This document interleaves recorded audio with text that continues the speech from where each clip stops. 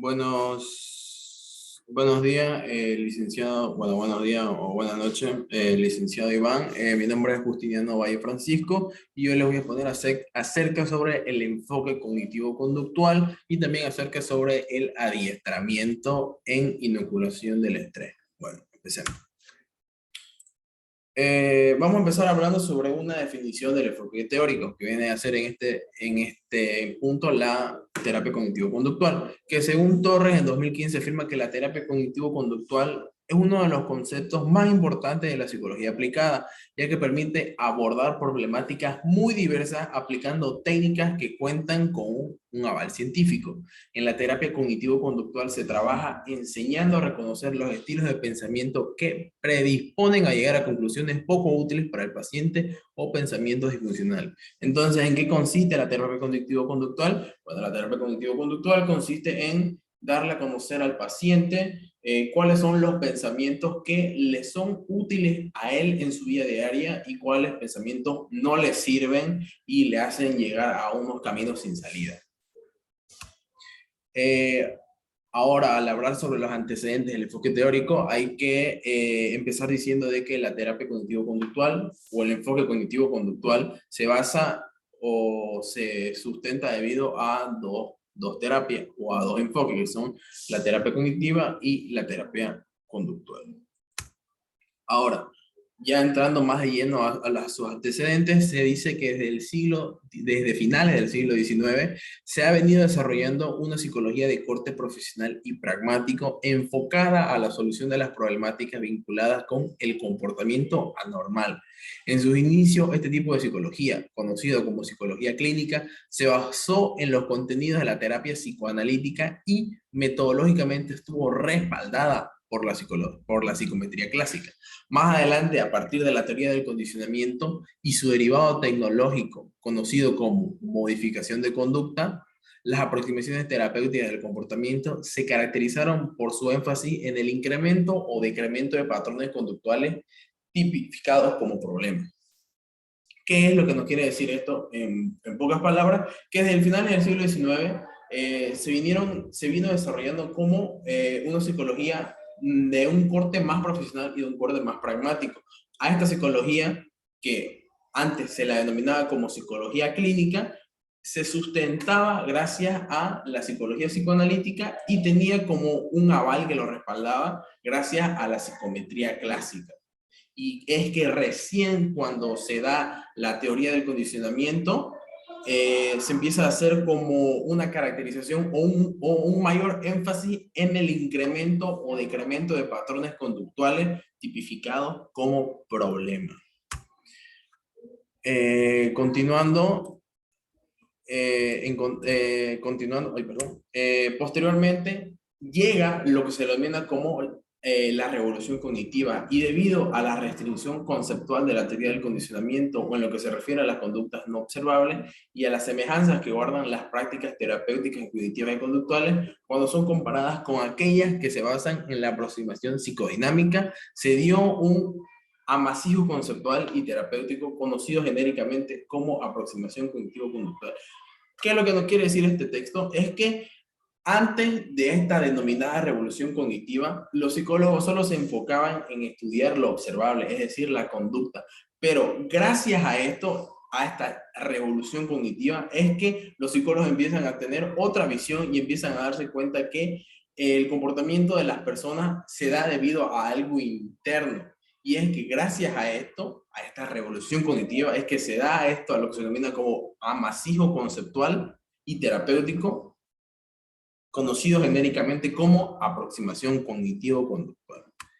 Continuando, hablaremos acerca sobre la biografía del autor elegido, que en este caso es Donald Menckenbaum, creo que se pronuncia así, que nació el 10 de junio de 1940 en Nueva York. Él fue es un psicoterapeuta estadounidense, es considerado uno de los fundadores de la terapia cognitivo-conductual, y según Menckenbaum, si se quiere cambiar la conducta de los clientes, porque él los llamaba clientes, no pacientes, nos dice que si se quiere cambiar la conducta de los clientes con intenciones terapéuticas, es necesario cambiar los procesos de mediación psicológica. especialmente el discurso interno que a menudo acompaña a la conducta inapropiada. Siguiendo con la biografía del autor, es que él, habiendo hecho un internado en un hospital psiquiátrico, quedó asombrado con los pacientes y cambió su vocación de psicología industrial a psicología clínica. Posteriormente, uno de los principales aportes de Meichenbaum a la psicología es la técnica de la inoculación del estrés, que es de lo que vamos a hablar nosotros. ¿Y este en qué consiste? Este consiste en aprender a relajarse utilizando la respiración profunda y la relajación muscular diferencial y rápida, de forma que cada uno presente ansiedad cuándo y dónde, y este se pueda relajar. Entonces, ¿en qué consiste, digamos, la técnica de inoculación del estrés? Es que la persona aprende a utilizar la respiración profunda y aprenda a relajarse de forma diferencial y rápida en cualquier lado para que cuando presente un momento de ansiedad o estrés, pueda relajarse.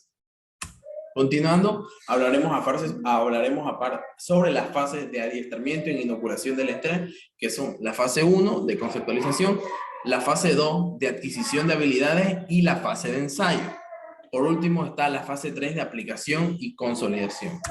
¿En qué consiste la fase 1, que es la llamada fase de conceptualización? El principal objetivo de la primera fase es preparar el escenario para las intervenciones posteriores, estableciendo una relación de trabajo en colaboración entre el paciente o paciente y el terapeuta. El terapeuta utiliza una variedad de medios en los que figura la entrevista, la memorización de imágenes, el autorregistro, las evaluaciones conductuales y los test psicológicos a fin de recoger información sobre la naturaleza del estrés que sufre el paciente. Entonces, ¿de qué consiste la fase de conceptualización? Es una fase en la que se va a entablar la relación terapeuta-paciente, en donde donde el terapeuta le puede hacer una entrevista, en donde le pregunta cómo es que se da el estrés, qué situaciones le producen el estrés, cómo reacciona él ante el estrés, cómo los que lo rodean reaccionan a cuando la persona está sufriendo estrés, y esto más que todo sirve para, como mencioné anteriormente, entablar una relación y conocerse y que el paciente, bueno, que el paciente de cierto modo pueda conocer cómo trabaja el terapeuta y el terapeuta pueda conocer al paciente. Después encontramos las fases de adquisición de habilidades y la fase de ensayo, que el objetivo de esta fase es asegurar que el paciente desarrolle la capacidad de ejecutar efectivamente las respuestas de afrontamiento.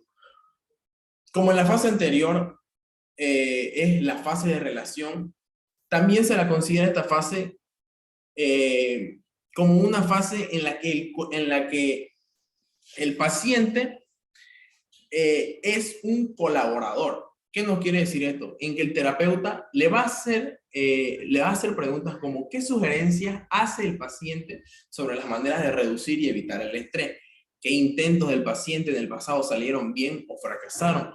Y el propósito de estos sondeos que se hacen es aprovechar las actitudes y expectativas del paciente sobre los procedimientos específicos para controlar el estrés.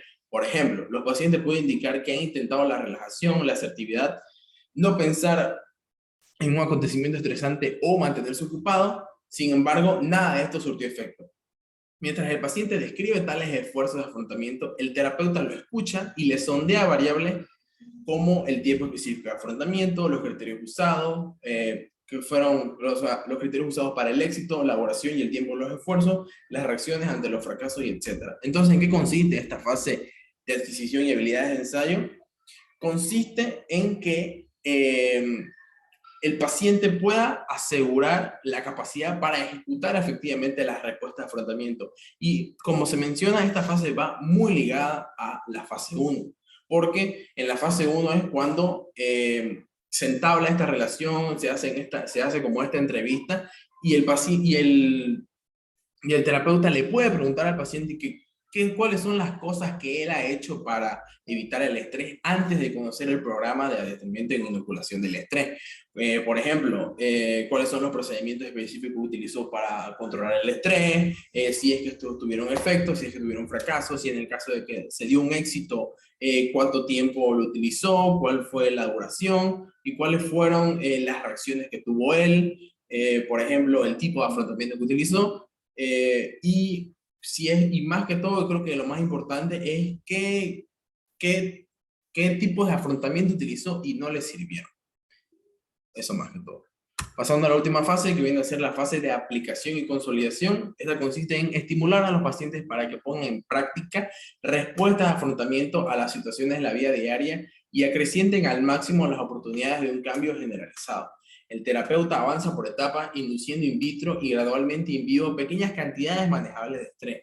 La transferencia no se deja al azar ni se espera que las habilidades de afrontamiento que se practicaron en clínica se generalicen automáticamente en el mundo real. Es preciso superar los viejos y bien establecidos hábitos de respuesta y las expectativas del paciente.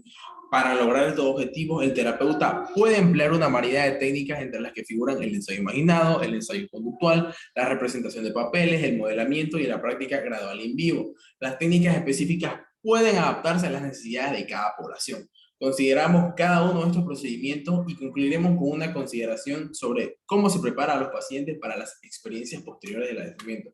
Entonces, ¿qué consiste esta última fase? Consiste en que los pacientes logren poner en práctica las respuestas de afrontamiento en la vida diaria y acrecienten al máximo las oportunidades para un cambio generalizado. Pero ojo, estas prácticas que se dieron dentro, digamos, o que se practicaron en la clínica, no se van a dar o sea, justo al momento en que la persona salga a la vida real. Esto se va a ir dando de poco a poco gracias a que el paciente va a ir superando los viejos hábitos y las expectativas que éste tenía. Entonces, ¿en qué consiste la fase de aplicación? En pocas palabras, consiste en que el paciente ponga en práctica lo que utilizó en las prácticas de clínica, pero tiene que haber una constancia para que estas prácticas se normalicen dentro de su vida diaria. Ahora pasaremos a las técnicas de adiestramiento en inoculación de estrés, más específico a unas 5 técnicas de adiestramiento en inoculación del estrés.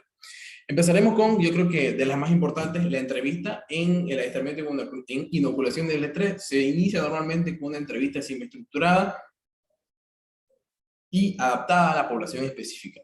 La entrevista no es un interrogatorio, sino un intento organizado sistemático de comprender mejor el estrés del paciente y las experiencias de afrontamiento. Cuando el paciente describe situaciones estresantes, es importante alentarle para que proporcione informaciones detalladas o informes detallados.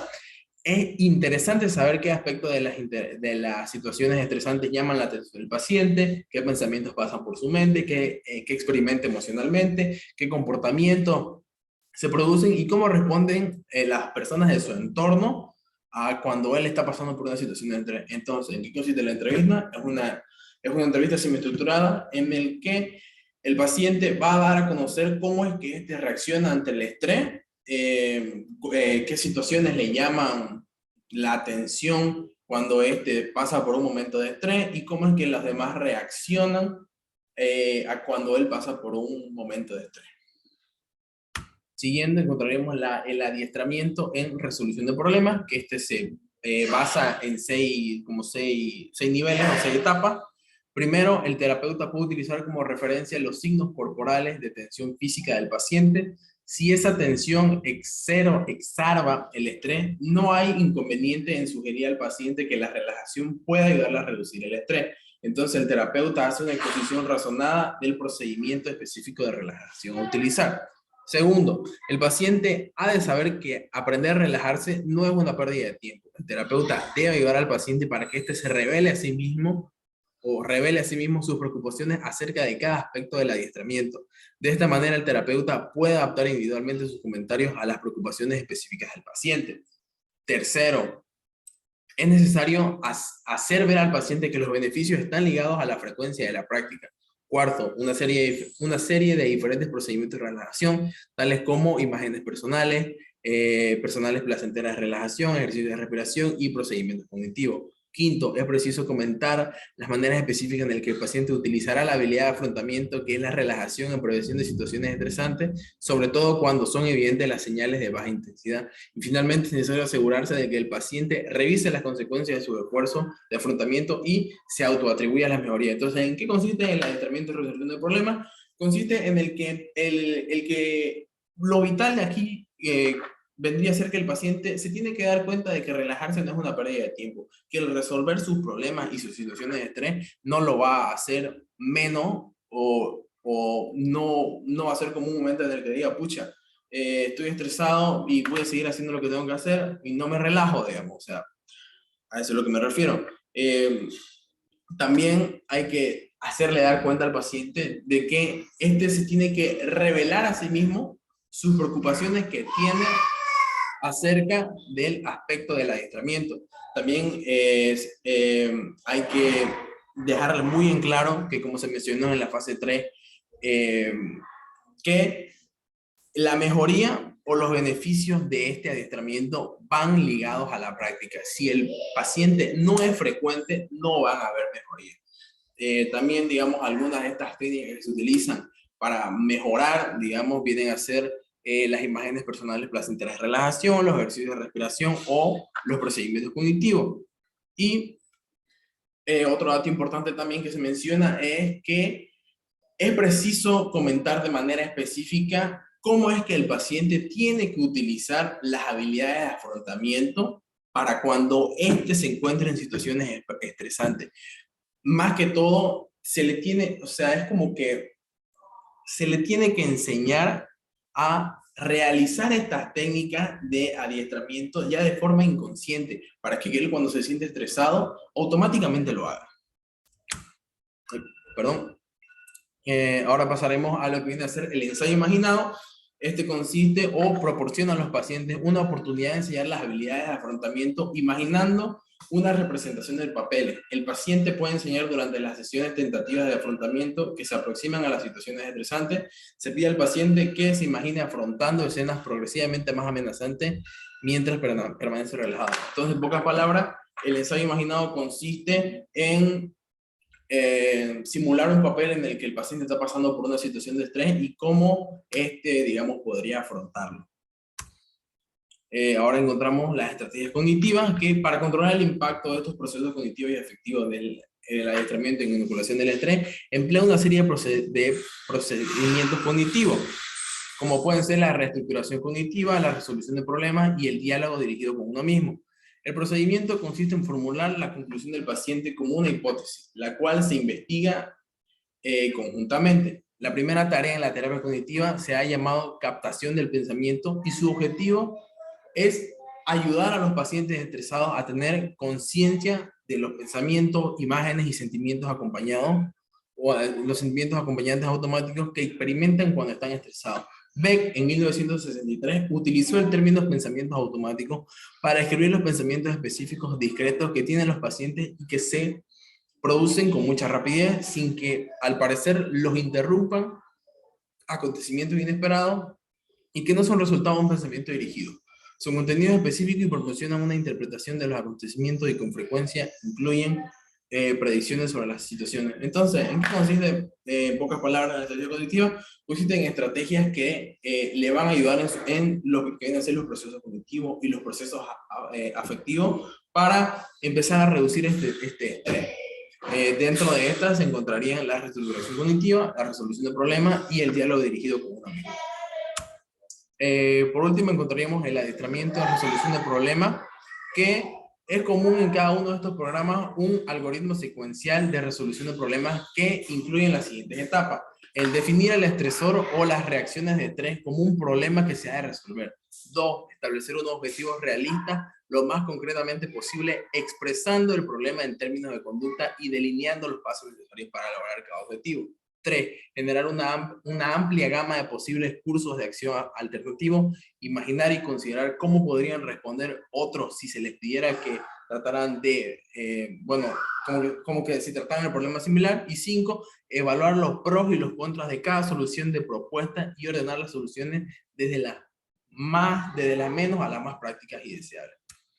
Por último, encontramos los conceptos del enfoque cognitivo-conductual, que en este caso son el acontecimiento activador, el miedo, la frustración, la cognición y las distorsiones cognitivas. ¿Qué es el acontecimiento activador? Es la situación que inicialmente se piensa como la causa de los estados emocionales negativos o desagradables. Un ejemplo de esto podría ser cuando una persona está pasando por un momento o situación incómoda debido a un estresor. Es esta situación a la que se le denomina acontecimiento activador, que será el encargado de causar estados desagradables. Entonces, el acontecimiento activador es una situación de la vida diaria que le activa a la persona estados emocionales negativos o desagradables. Esto, digamos, como se menciona en el ejemplo, puede ser cualquier cosa, digamos. Puede ser gritos, digamos, dentro de la casa, gritos dentro del trabajo, el estar enojado. Ahora pasamos al miedo, que se define como una respuesta del organismo que se desencadena ante una situación de amenaza o peligro físico o psíquico, cuyo objetivo es dotar al organismo de energía para anular o contrarrestarlo mediante una respuesta. Un ejemplo de esto es que a causa del estrés la persona puede estar viviendo en un constante sentimiento de alerta que le puede llegar a producir miedo. La frustración. Voy a mover esto por aquí abajo. La frustración es la reacción producida al imposibilitar a un organismo acceder al objetivo de su conducta motivada. Puede producirse bien físicamente, impidiendo objetivamente la realización de la conducta, bien retirando el estímulo reforzador que venía suministrándose de forma contingente a dicho comportamiento. Un ejemplo de esto sería que la frustración puede ser una de las consecuencias, ya que puede conllevar a que la persona se comporte de forma negativa.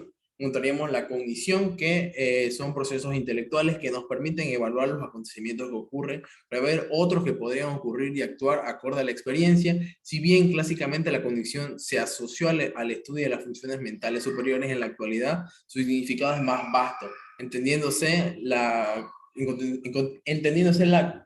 contemporáneamente por influencia de la informática. Un ejemplo de esto sería cuando encontramos una situación que nos produce estrés y esta situación es procesada para que en otro lado o para que en otro momento dado de nuestro día a día ya estaremos alerta para evitar estos momentos de estrés. Y por último, encontraríamos las distorsiones cognitivas, que son aquellas que durante el procesamiento de la información pueden ocurrir ciertas alteraciones que llevan a los pacientes a sacar conclusiones arbitrarias. Se han descrito varias distorsiones o errores cognitivos para los pacientes depresivos, aunque también pueden encontrarse en muchas otras patologías y en personas sin trastorno psicológico. Un ejemplo de esto sería cuando nosotros imaginamos una situación hipotética que creemos que nos producirá estrés, pero esto no es así. Con esto acabo mi posición. Muchas gracias por escuchar. Hasta luego.